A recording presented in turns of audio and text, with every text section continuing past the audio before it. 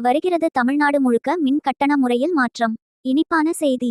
சென்னை மட்டுமின்றி அடுத்த சில வாரங்களில் தமிழ்நாடு அடுக்குமாடி குடியிருப்புகளில் மின்கட்டண முறையில் மாற்றம் ஏற்படும் என்று தகவல்கள் வருகின்றன. பொது விநியோக இணைப்புகளுக்கு உருவாக்கப்பட்ட எனப்படும் புதிய கட்டண வகையை வரும் நாட்களில் தமிழ்நாடு முழுக்க செயல்படுத்த உள்ளனர்.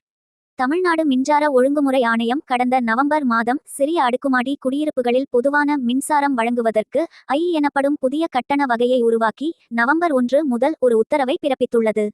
ஆனால் இது முறையாக செயல்படுத்தப்படவில்லை. இதற்கான பணிகள் விரைவில் தொடங்கும் என்று எதிர்பார்க்கப்படுகிறது.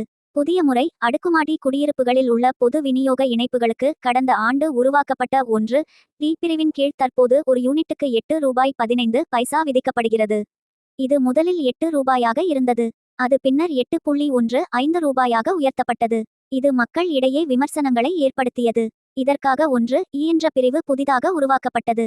அதன்படி 3 தளங்கள் அல்லது அதற்கும் குறைவான அடுக்குமாடி குடியிருப்புகள், 10 குடியிருப்புகள் அல்லது அதற்கும் குறைவான குடியிருப்புகள் மற்றும் சான்ச் லிஃப்ட்கள் இப்பிரிவின் கீழ் கொண்டு வரப்பட்டு ஒரு யூனிட்டுக்கு 50.50 வசூலிக்கப்படும். இருப்பினும் TNERC உத்தரவின்படி மற்றும் இவ்வகைகளுக்கு நிலையான கட்டணங்கள் ஒரு kWக்கு 102 ஆக இருக்கும் என்று அறிவிக்கப்பட்டது.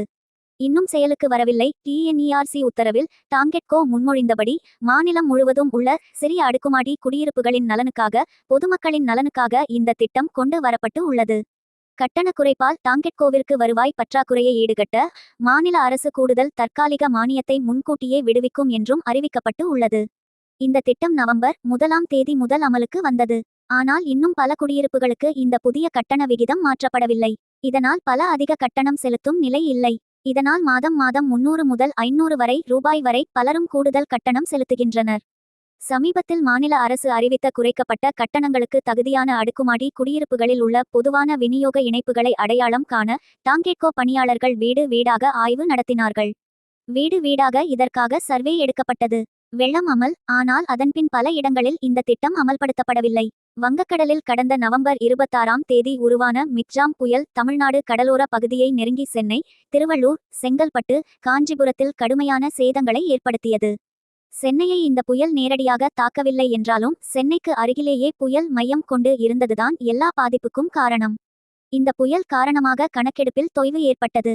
மீண்டும் நடக்கும். இந்த மாதம் மீண்டும் கணக்கெடுப்பு தொடங்கப்பட்டு நிறைவு பெறும் என்று எதிர்பார்க்கப்படுகிறது. அதன்பின் அடுக்குமாடி குடியிருப்புகளில் உள்ள பொது விநியோக இணைப்புகளுக்கு உருவாக்கப்பட்ட எனப்படும் புதிய கட்டண வகையை விரைவில் முழுமையாக செயல்படுத்தப்படும் என்று எதிர்பார்க்கப்படுகிறது.